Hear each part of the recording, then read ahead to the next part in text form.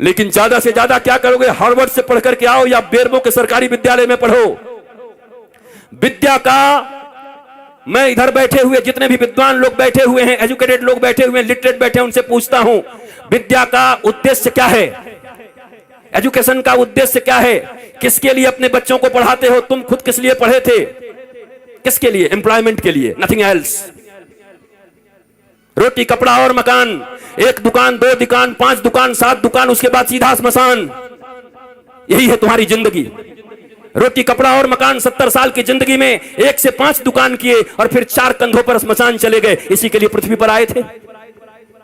सारी जिंदगी टेंशन, सारा जिंदगी दुख, सारा जिंदगी डिप्रेशन, सारा जिंदगी हाय हाय, सारी जिंदगी कर्ज, सारे जिंदगी रिश्तेदारों को मनाते रहे, एक दूसरे से नीचा देखने और दिखाने का काम चलता रहा और उसके बाद एक दिन तुम्हारी मृत्यु आ गई। हमने सुना था कि मनुष्य का जीवन सबसे सार्थक होता है। दुर्लभो मानुषो देहि देहि नाम क्षणभंगुरः तत्रापि दुर्लभम मन्ये वैकुंठ प्रिय दर्शनम। ये दुनिया में सबसे ज्यादा का, सबसे अधिक, सबसे ज्यादा प्रभावशाली मानवीय जीवन है। क्या ये जीवन है? क्या इस जीवन के लिए मनुष्य को श्रेष्ठ बोला गया? ये कौन सी श्रेष्ठता है तुम्हारी? तुम चैन से सो नहीं सकते, तुम चैन से बैठ नहीं सकते, तुम पड़ोसियों का उत्थान नहीं देख सकते, तुम दुख को हैंडल नहीं कर सकते। राम जी के जैसा सत्ता चला जाए, उसके बाद भी जब माता कौशल्या पूछती हैं, राम तुमने सब काम कर लिया ना, सारी पूजाएं कर ली ना, कल मेरे बेटे का राज्याभिषेक होने वाला है, कल तो युवराज बनेगा। तो धीरे से राम जी कहते हैं, माँ मेरे पिताजी इतने छोटे थोड़ी हैं। बोला क्या हुआ? मेरे पिताजी ने निर्णय किया है कि छोटे से राज्य अयोध्या का मुझे युवराज नहीं बनाएंगे। पिता दीन मोहि कानन राजू, उन्होंने मुझे बन का राजा बना दिया है, मुझे बन का विराट राजा बना दिया है। ये राम है। रातों रात सत्ता छिन गई पर अपने पिता को कह रहे हैं, मेरे पिता ने मुझे बन का राजा बना दिया। मां अयोध्या छोटी है, मैं बड़ा हूं ना। तो कहा तू इतना छोटा राज्य संभालेगा? तू बन का राज संभाल जा। लाखों ऋषि महर्षि तेरा इंतजार कर रहे हैं। कई सबरी तुम्हारे लिए बैठी हैं, कई सुतीक्षण बैठे हैं, कई सरभंग बैठे हैं, कई जटायु तुम्हारे लिए बैठे हैं, कहीं सुग्रीव बैठा है बाली से लात खाए। जाओ सबका उद्धार करो। और इसलिए राम को वनवास दे दिया। पर तुम्हारे जीवन में ऐसी स्थिति आ जाए तो तुम्हारे बच्चे आत्महत्या कर लेते। नंबर कम आ जाए, अगर पिताजी ने कह दिया, माता जी ने, अगर तेरा 80% से कम आया, शर्मा जी के बेटा से अगर तेरा नंबर कम आया तो मैं जहर खा लूंगी। बच्चा देखता है नंबर तो आया 60%, घर आते आते सोचता है आखिर माता पिता ने कहा है हम जहर खा जाएंगे, वो क्यों मरेंगे, हम ही खा जाते हैं। इतना प्रेशर क्यों पढ़ने का? क्या पढ़ा रहे हो? मशीन बना रहे हो बच्चों को? गधों की तरह बोझ टांग दिया है यहां पर। क्या करोगे? 2 रोटियां ही तो कमाओगे ना, 2 कपड़े ही तो पहनोगे ना, इतने ही ना, किससे कुछ ज्यादा? रावण और राम की वृत्ति में क्या अंतर है? इतना ही तो है।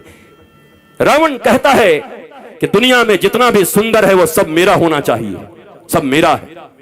राम जी कहते हैं जो मेरा है वो सबसे सुंदर है। यही राम और रावण के विचार में अंतर है। जो मेरा है वो सबसे सुंदर है। दुनिया का सब सुंदर मेरा करने में तो रावण बन जाओगे। इस वृत्ति का अंतर है। यही राम और रावण का युद्ध है। जो प्राप्त है वही पर्याप्त है, नहीं तो सर्वत्र दुख व्याप्त है। जो प्राप्त है वही पर्याप्त है। मेरे पास जो कुछ है वही है। परिश्रम करो, पुरुषार्थ करो, प्रार्थना करो, पर रो मत। वही है वही जो राम रचि राखा, को करे तर्क बढ़ावा ही शाखा। इसका मतलब ये नहीं कि आलसी बन जाओ। अगर मैं भी ये कह के पढ़ा होता कि राम जी का कथा होगा तो राम जी कराएंगे, तो क्या राम जी हमारे घर में एरोप्लेन घुसा देते? एयर इंडिया को क्या करते? हमें आना पड़ा, हमें निकलना पड़ा, वृंदावन से आकर के दिल्ली आना पड़ा, दिल्ली से हमें फ्लाइट लेनी पड़ी, फ्लाइट से आकर के रांची लेना पड़ा, रांची से 2.5-3 घंटे में हम और अन्नू बैठ करके साथ साथ में यहां तक पहुंचे, तब जाकर के बेरमो फूसरो पहुंचे। यहां घाटी ऐसी ऐसी, पूरा झारखंड।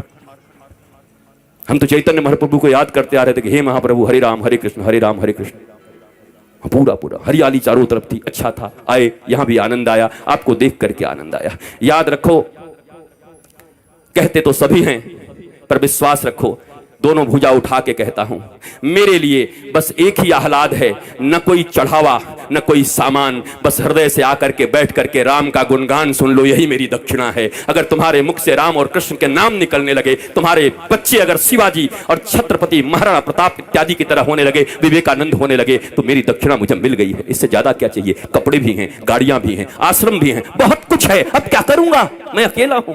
अकेला नहीं हूं, मेरे साथ 8 अरब लोग हैं। वसुधैव कुटुंबकम, 140 करोड़ भारतीयों के साथ साथ 8 अरब लोग। चूंकि सनातन संस्कृति ही एक ऐसी संस्कृति और धर्म है जो पूरी दुनिया को अपना परिवार मानती है। कोई कहता है मैं बड़ा, कोई कहता है मैं बड़ा, कोई कहता है मैं बड़ा, पर एक हमारा धर्म है जो कुछ नहीं कहता। वो कहता है धर्म की जय हो, अधर्म का नाश हो, प्राणियों में सद्भावना हो और विश्व का कल्याण हो। ये हम कहते हैं, सनातन ही धर्म है। बाकी मत हो सकते हैं, जितने भी लोग हैं, 8 अरब लोग हैं, 8 अरब मत हो सकता है, पर धर्म एक था, एक है और एक सदा रहेगा। और उस धर्म का नाम है सनातन धर्म। एकमात्र धर्म इस पृथ्वी पर है जो पूरी दुनिया को अपना परिवार मानता है, अपने परिवार की तरह रखता है और पूजता है। तुम्हें गौरव होना चाहिए।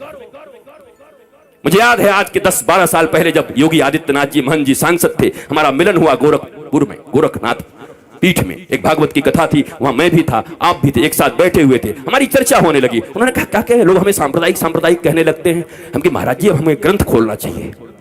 ग्रंथ खोल करके संप्रदाय का परिभाषा क्या है, संप्रदाय किसको कहते हैं, सम्यक प्रकार से हमारे पूर्वजों ने जो हमको प्रदान किया है, जो विचारधारा, जो अपनी विचारधारा, पवित्र विचारधारा हमारे पूर्वजों ने हमें प्रदान किया है, उसको कहते हैं सम्यक प्रकार से विचारों को प्रदान करने की प्रक्रिया को संप्रदाय कहते हैं। और अगर इसे संप्रदाय कहते हैं तो महाराज आज के बाद आप कह दीजिएगा टीवी चैनलों पर कि गर्व से कहो हम सांप्रदायिक हैं, हमारे पूर्वजों ने हमको जो विचार दिया है उसको लेकर के हम इस दुनिया में चल रहे हैं। लज्जा क्यों करते हो, शर्म क्यों करते हो? ये अनपढ़ लोग, ये गंवार लोग जिन्होंने मैकोले की शिक्षा विद्या पढ़ा करके तुम्हें पीछे की ओर ढकेल दिया, तुम सच्ची बात भी कहते हो तो कहने के लायक नहीं रह जाते हो। सांप्रदायिक कोई खराब शब्द नहीं है, संप्रदाय शब्द भारत का सबसे प्यारा शब्द है, सनातन संस्कृति का सबसे प्यारा शब्द है। पर तुमको संप्रदाय के लिए क्या पढ़ा दिया गया? तुष्टीकरण और संप्रदाय पढ़ा दिया गया तुमको।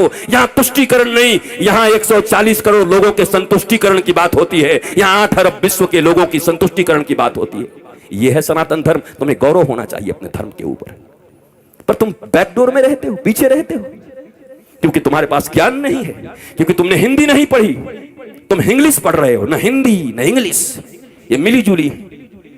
मुझे ताज्जुब तब लगता है जब ये भोजपुरी सिनेमा के एक्टर भी जब टीवी पर आते हैं तो एंड आई इफ यू, अरे भोजपुरी में पिक्चर बनाए, भोजपुरी में बोल। ये हिंदी एक्टर जब आते हैं सिनेमा बनाएंगे, हिंदी बनेंगे, कूली बनेंगे, गांव के आदमी, पर जब आएंगे तो एंड आई एंड दिया एंड मेरी जान आँखें, अरे हिंदी बोल भाई, तुमको इन हिंदी वालों ने सुपरस्टार बनाया है। टेटे टेटे इंग्लिश बोलता है बैठ के, पर हमारे देश में अंग्रेजी बोलना मतलब एजुकेटेड होना, ज्ञानी होना।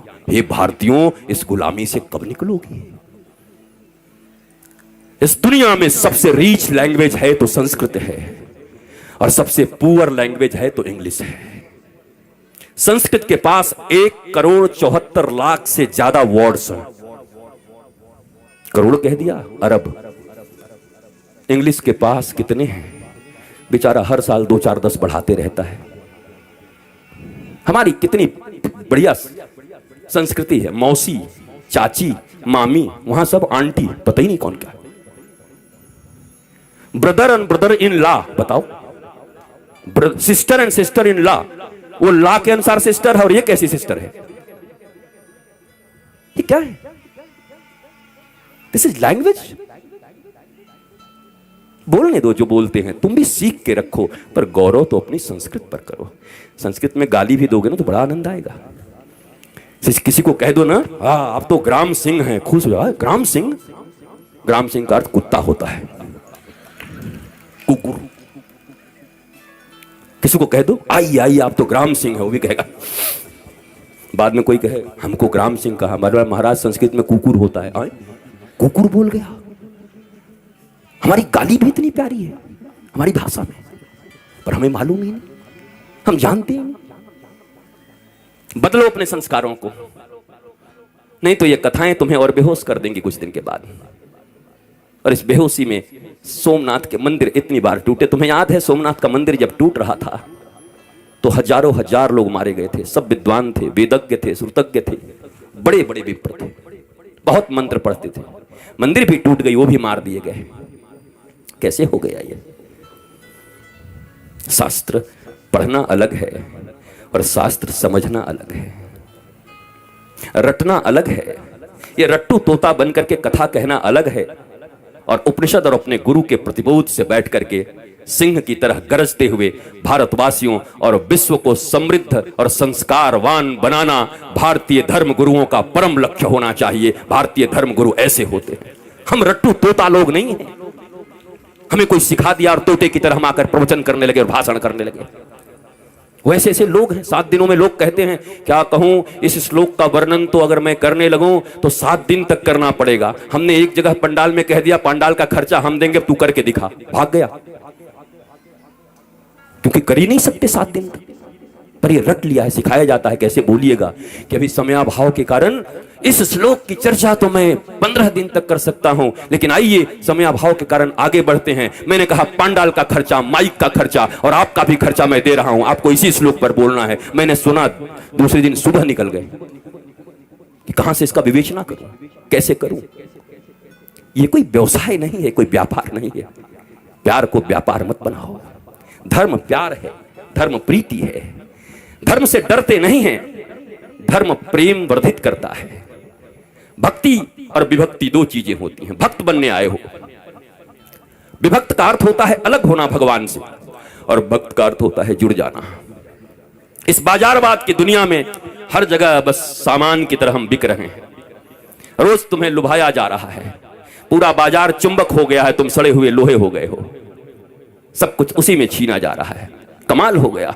बरसों से हमारी रक्षाबंधन की कितनी सुंदर परंपरा चली आ रही है, और उस परंपरा में आज क्या होता है, फलाना डायमंड दो, इस रक्षाबंधन पर अपनी बहन को उपहार दो। बताओ वो भाई क्या करेगा जो खेतों में काम करता है।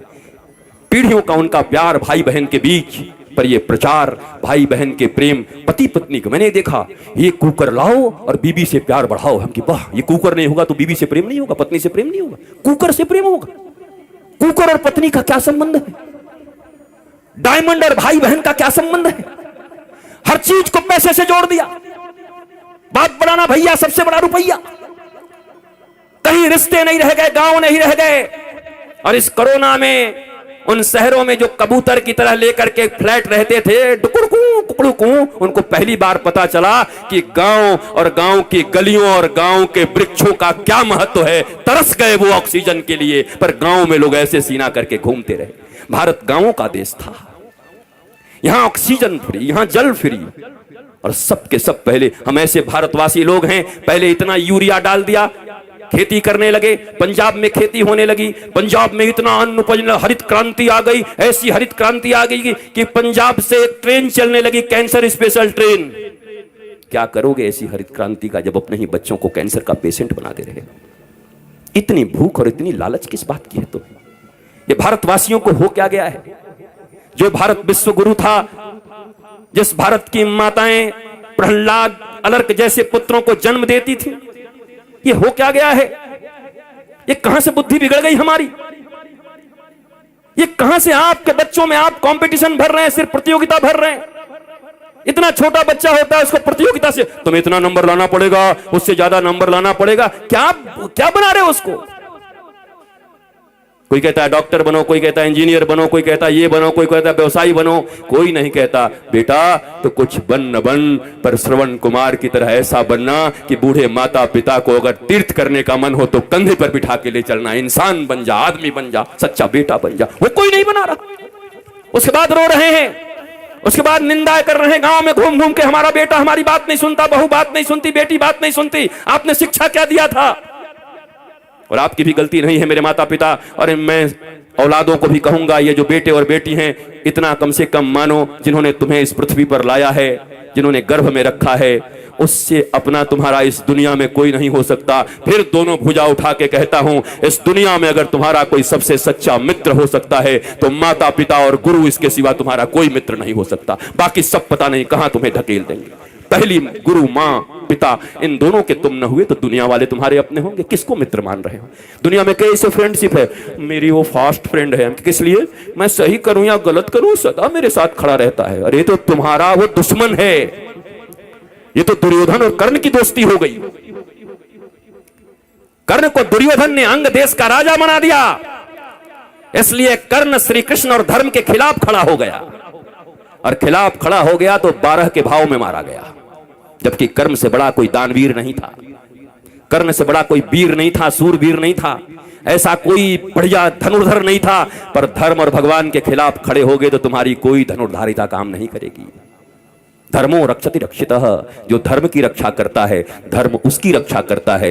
परंतु हमारे मित्र ने हमको पैसा दे दिया तो हम भगवान के खिलाफ भी खड़े हो जाएंगे, यही तो कर्ण ने किया। गांधारी को कहते हैं वो पतिव्रता थी। कैसी पतिव्रता थी वो? पति अंधा था।